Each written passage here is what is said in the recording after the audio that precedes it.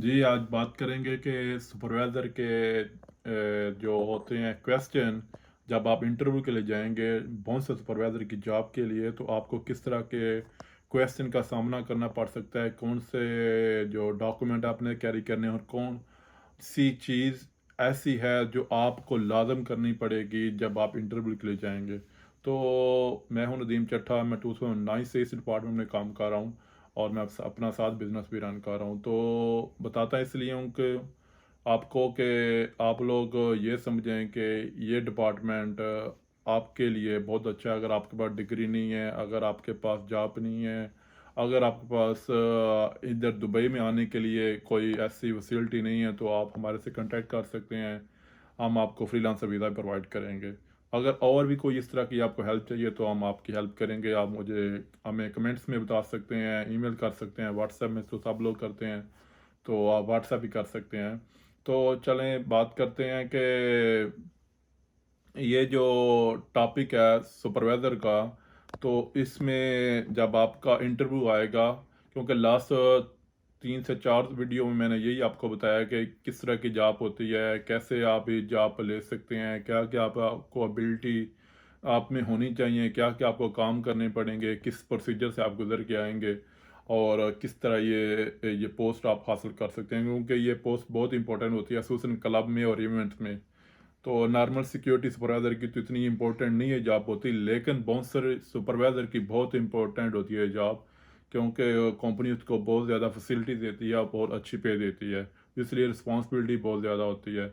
तो बात करते हैं आज के, जब आपका कोर्स कंप्लीट हो जाएगा, जब आप कोर्स पास कर लेंगे डोर सुपरवाइज़र का, तो उसके बाद आपकी जो जॉब इंटरव्यू है, उसमें किस तरह के क्वेश्चन हो सकते हैं, कौन से सवालों का आपको सामना करना पड़ सकता है। तो सबसे पहले बात करते हैं जी आपकी जो ड्रेसिंग है उसके बारे में। आपके जो बाल हैं वो सही से कट होने चाहिए, इस तरह के आप एक बाउंसर नज़र आएँ वाक़ई कि आप एक प्रोफेशनल बाउंसर हैं, आप इस फील्ड में काम कर चुके हैं एज़ ए बाउंसर या असिस्टेंट बाउंसर और या बाउंसर, तो पता चले कुछ आप किस तरह की पर्सनैलिटी होनी चाहिए। आपकी जो ड्रेसिंग है, अगर आप टी-शर्ट डाल रहे हैं या नॉर्मल पैंट शर्ट डाल रहे हैं या 2 पीस या 3 पीस वगैरह कुछ भी डाल रहे हैं, तो इस तरह का हो कि ये पता लगे कि इसका खुद का ही है। इस तरह का ना हो कि ज़्यादा टाइट है, ज़्यादा लूज़ है। तो इस तरह का ड्रेस जो भी चूज़ करें तो आपकी मर्ज़ी है। तो लेकिन इस तरह का होना चाहिए कि आप ऑफ़िशियल और प्रोफ़ेशनल बंदे नज़र आओ, वाक़ई ये बंदा इस डिपार्टमेंट का ही है, इसने इस फ़ील्ड में पहले काम किया हुआ है और प्रोफ़ेशनल है। तो अगर नॉर्मल आप मेरे से पूछेंगे तो नॉर्मल किस तरह का यूनिफ़ॉर्म होता है, उन लोगों के लिए जाना ज़रूरी है जिन लोगों ने अभी तक इस फ़ील्ड में काम नहीं किया, या जो लोग आना चाहते हैं, या जो लोग अपनी अपनी कंट्री में हैं और पुलिस और आर्मी में जॉब कर रही हैं, छोड़ी हुई है, या वो लोग रिटायर हो गए हैं और एक जॉब की तलाश में हैं तो आना चाहते हैं, तो उनको मैं बता देता हूँ कि जो आपकी ड्रेसिंग है उसमें सबसे बेस्ट होता है कि आपका ब्लैक कोट हो, वाइट शर्ट हो, ब्लैक टाई हो, ब्लैक पैंट हो और ब्लैक ही शूज़ हों। तो इस तरह के आपने ड्रेसिंग चूज़ करनी है कि वाक़ई आप ऑफ़िशियल लगो और प्रोफेशनल बाउंसर नज़र आओ। तो इस तरह की आपकी ड्रेसिंग होनी चाहिए। डॉक्यूमेंट आपने कौन-कौन से कैरी करने हैं जी, आपका जो एक्सपीरियंस लेटर है, किसी भी कंपनी में आपने काम किया है, किस तरह का भी काम किया है, कोई भी हो, आपका एक्सपीरियंस लेटर आपके पास होना चाहिए। अगर आपने सिक्योरिटी डिपार्टमेंट में, पुलिस में, आर्मी में, व्हाटएवर किसी भी इस तरह की एजेंसी में काम किया, तो उसके भी डॉक्यूमेंट आपके पास होने चाहिए, वो आपको सपोर्ट करेंगे। अगर आपने सीरा सिक्योरिटी गार्ड का किया हुआ है, इवेंट का किया हुआ है, तो वो भी डॉक्यूमेंट आपके पास होने चाहिए। अगर आपने कोर्स सुपरवाइज़र का नहीं किया और डायरेक्ट जॉब के लिए जा रहे हैं, अगर कोई कंपनी आपको ऑफ़र करती है, तो फिर भी आप जा सकते हैं। अगर आपने कोर्स किया हुआ है सुपरवाइज़र का और आपको जॉब की ऑफ़र आई है, तो आप अपने जो कोर्स के आपके जो रिज़ल्ट होता है, जो सनद होती है, जो कार्ड है, वो दोनों साथ कैरी करें। व्हाटएवर जो भी आपका एक्सपीरियंस है, एक्सपीरियंस लेटर वगैरह, या किसी भी डिपार्टमेंट में आपने काम किया, किसी कंपनी में काम किया है, तो उसके जो डॉक्यूमेंट है साथ आपको लेके जाने चाहिए और अपनी सीवी में मेंशन करना चाहिए। अपनी एजुकेशन के भी डॉक्यूमेंट साथ आपको कैरी करने पड़ेंगे। तो ये जो जितने भी डॉक्यूमेंट हैं, इनकी एक आप फ़ोटोकॉपी करवाएँ और एक ओरिजिनल साथ रखें। तो जब कोई भी आपको पूछे तो आपको कॉपी दिखानी चाहिए। अगर वो पूछे कि आपके पास ओरिजिनल है, तो अगर आप लेके जा सकते हैं तो लेके जाएँ, वरना कॉपी ही चलती है। तो अगर जब आपको ओरिजिनल डॉक्यूमेंट माँगे तो आप उनको दिखा सकते हैं। तो डॉक्यूमेंट किस तरह कैरी करनी है, आप ये नहीं इस तरह ही किसी भी सिंपल तरह आप डॉक्यूमेंट पकड़े और चल चल दिए, इस तरह नहीं करना। और ना ही इस तरह के बड़े बैग में डालने, जैसे लोग लैपटॉप के बैग में डाल लेते हैं या नॉर्मल कोई स्कूल बैग वगैरह, इस तरह नहीं। आपको एक प्रोफेशनल एक फ़ाइल की तरह एक बैग सा मिलता है, तो उसमें आपने डाल के ऑफिशियल ऑफिशियल तरह प्रोफेशनल बंदे बन के जाना है, जो पता चले वाकई बंदा पढ़ा लिखा है और इस फील्ड को जानता है। तो जब आप उधर इंटरव्यू को जाएंगे तो आपको बाद वेटिंग में बिठाया जाएगा। वेटिंग में क्या होता है कि बहुत से लोगों ने सीसीटीवी कैमरे लगाए होते हैं गैलरी में, जहां आपको वेटिंग रूम में बिठाया जाता है।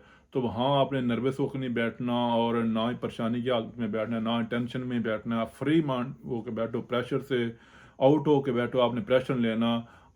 आपने इस तरह इंटरव्यू लेना जैसे आप किसी दोस्त के मिलने जा रहे हो, या आप फ्रीली किसी के साथ बात करने जा रहे हो। जॉब मिलनी ना मिलनी वो ऊपर वाले के हाथ में है। तो आप परेशान नहीं होना, परेशान हो गए तो फिर जॉब आप लूज कर सकते हो, क्योंकि ये रिस्पॉन्सिबिलिटी की जॉब है, सुपरवाइजर की जॉब है, तो नॉर्मल जॉब नहीं है। तो अगर आपको जब इंटरव्यू के बुलाए, तो जब आप डोर नॉक करके अंदर जाओ तो परमिशन ले लो उससे कि मैं अंदर आऊं या ना आऊं। जब आपको चेयर दे तो उसमें भी इस तरह आपने बैठना है कॉन्फिडेंस लेवल से, एक अच्छे तरीके से। ज़्यादा ओवर कॉन्फिडेंस भी नहीं होना, और ज़्यादा फिर आपने कंफ्यूज भी नहीं होना, ज़्यादा प्रेशर में भी नहीं आना। एक मीडियम और नॉर्मल तरह, जैसे आप किसी दोस्त के पास या किसी भी अपने ऑफिसर के सामने बैठे हुए हो, तो इस तरह आपने बैठना है। तो आपसे वो पहले ज़्यादातर ये होता है कि आपकी सीवी या आपके डॉक्यूमेंट पूछते हैं। तो जब आपकी सीवी वो ले लेंगे तो आपको सीवी से ही ज़्यादातर क्वेश्चन किए जाएंगे। सीवी में आपने क्या क्या मेंशन किया है, कब कब किधर काम किया, उसके बारे में ज़्यादातर पूछा जाता है कि आपने इस कंपनी में या इस फील्ड में काम किया है, कब किया है, और कितना अर्सा काम किया है, इसको छोड़ा क्यों है, क्या रीज़न थी। तो मैं आपको एक बात बता दूं सबसे पहले कि आपने उनको ये बताना है जिस कंपनी में मैं काम कर रहा हूँ, या जिस कंपनी को मैं छोड़ रहा हूँ, या जिसको मैं छोड़ चुका हूँ, तो ये बताना है कि मैं इस कंपनी को इसलिए छोड़ रहा हूँ, ये छोड़ा है कि क्योंकि आपकी जो कंपनी है वो मुझे अच्छी लगी है, मेरे मुताबिक, मेरे लेवल के मुताबिक अच्छी है, मेरी जॉब के साथ मैच करती है, मेरे साथ ये मैच करती है, मैं इसलिए आपकी कंपनी में हूँ। ये नहीं कि आप ये बोलें कि इस कंपनी में सैलरी नहीं मिलती, या इसमें ये फैसिलिटी नहीं थी, या मेरी फाइट हो गई है।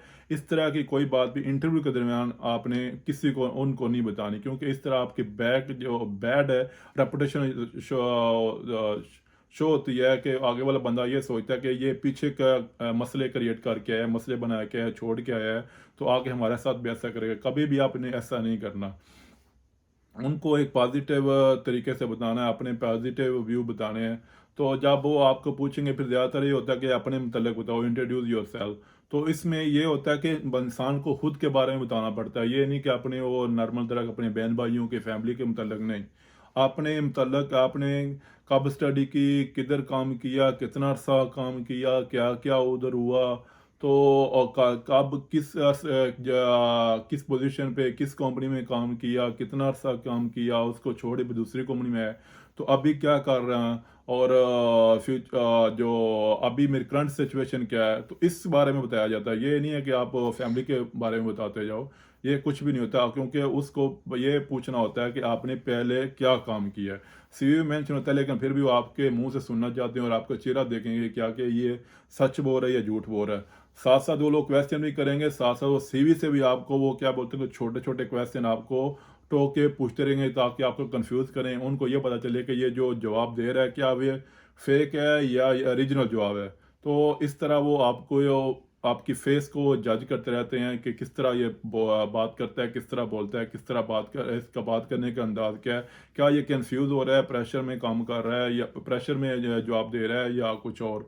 तो फिर आपको ये पूछा जाए कि हमारी कंपनी आपने क्यों चूज की है, और इसमें आप क्यों आना चाहते हैं। तो आपको यही बताने की ज़रूरत है जो मैंने पहले बताया है, कि आप उनको ये बता सकते हैं कि आपकी जो कंपनी है, आपने जो पोस्ट नेट में आपने दी थी, तो मैंने जब देखा आपकी जो कंपनी की जो वेबसाइट है, उसमें जो आपने पोस्ट शेयर की थी, मेरे मेरे मुताबिक ये सही है, मेरे से मैच करती है, मैं तो इसलिए आपकी कंपनी में आना चाहता हूँ, इसलिए इस पोस्ट में आना चाहता हूँ।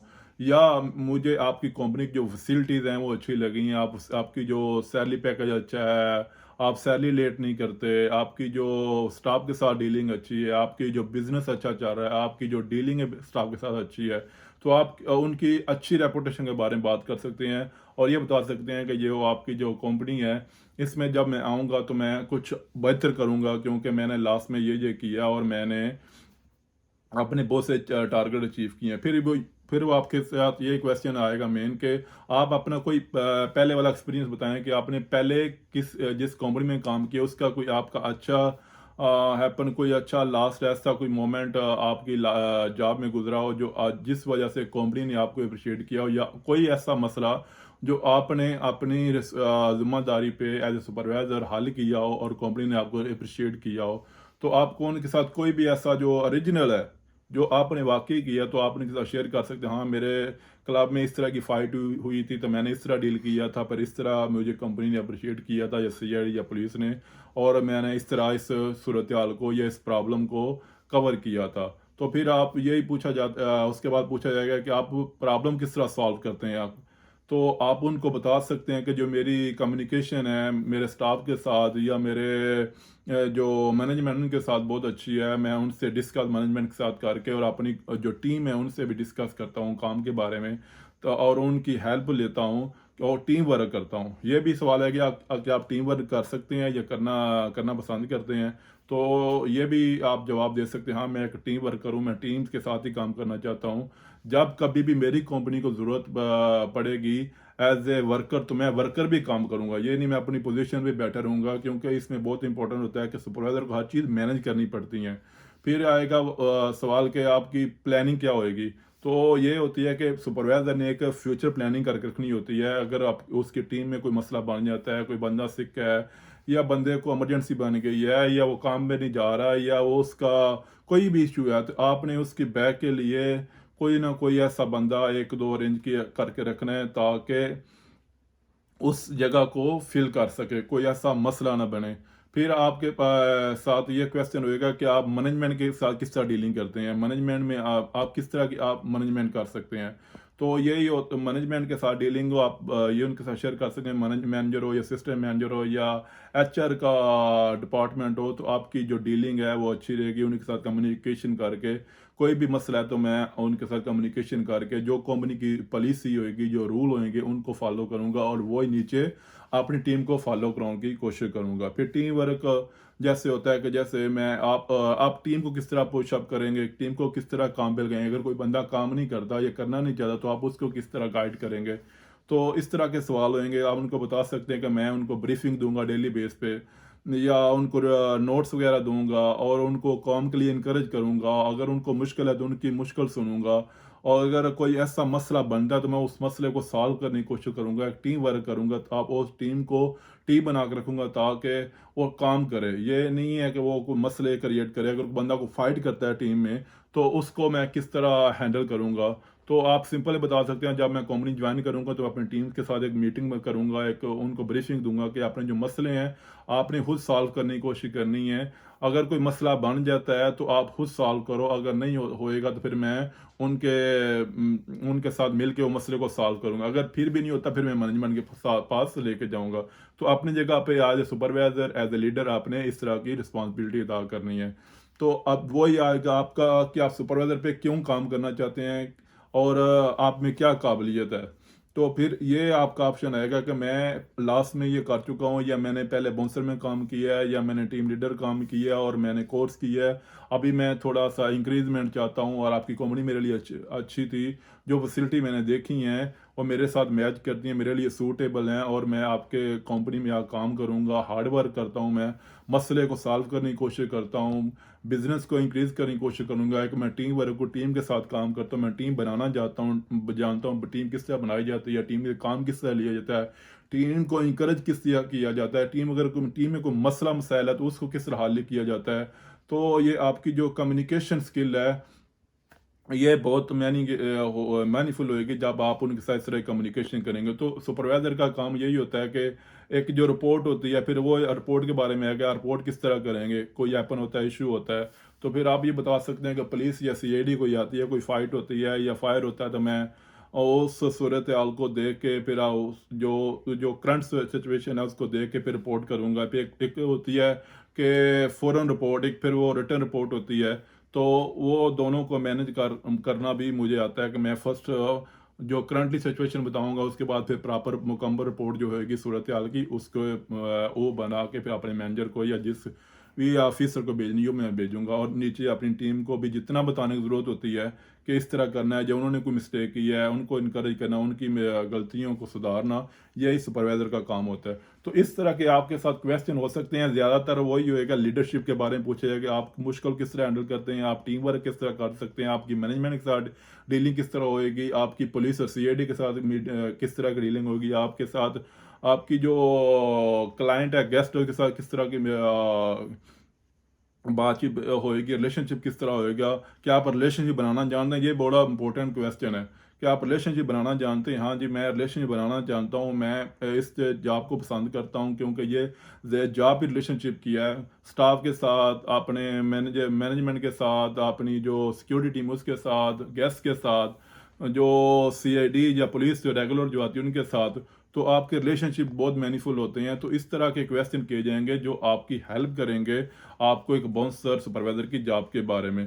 तो ज़्यादातर लीडरशिप का ही होता है, आपने इस पॉइंट पे फोकस करना है जॉब से जाने से पहले कि आपने इन पॉइंट के ऊपर काम करके अपने माइंड को रिपेयर करके जाना है कि कोई भी इस तरह का मसला बनता है, फाइट होता है, फायर होता है, अगर फाइट के बारे में आपसे क्वेश्चन करें तो आप फाइट किस तरह डील करेंगे, कोई बंदा ड्रिंक करता है तो उसको किस तरह डील करेंगे, कोई बंदा आपको ज़्यादा फोर्स कर रहा है अंदर आने के लिए या वो बाहर नहीं जा रहा उसको किस तरह डील करेंगे, फायर के बारे में आपसे क्वेश्चन किए जा सकते हैं कि फायर को किस तरह आप कंट्रोल कर सकते हैं या आपकी रिस्पॉन्सिबिलिटी क्या है या किस तरह रिपोर्ट करेंगे, या कोई इस तरह कोई भी इंसिडेंट होता है तो इसके बारे में आप मैनेजमेंट के साथ किस तरह कम्युनिकेशन करेंगे। आपकी जो स्पीकिंग पावर है बहुत अच्छी होनी चाहिए, आपकी इंग्लिश या अरबी कोई भी एक लैंग्वेज है तो उसमें आपको अबूर होना चाहिए। तो ये होप्स हो कि ये जो वीडियो है आपको हेल्प करेगी सुपरवाइज़र की जॉब के बारे में। तो अगर आपका कोई और भी सवाल हो जो मैं आपके साथ शेयर करना भूल गया हूँ या आप मैंने शेयर ना किया हो या मिस कर दिया हो तो आप मुझे कमेंट्स में बता सकते हैं, पूछ सकते हैं। मैं एक और वीडियो बना दूंगा जो आपकी हेल्प करेगी और आपको इंटरव्यू में मददगार साबित होगी।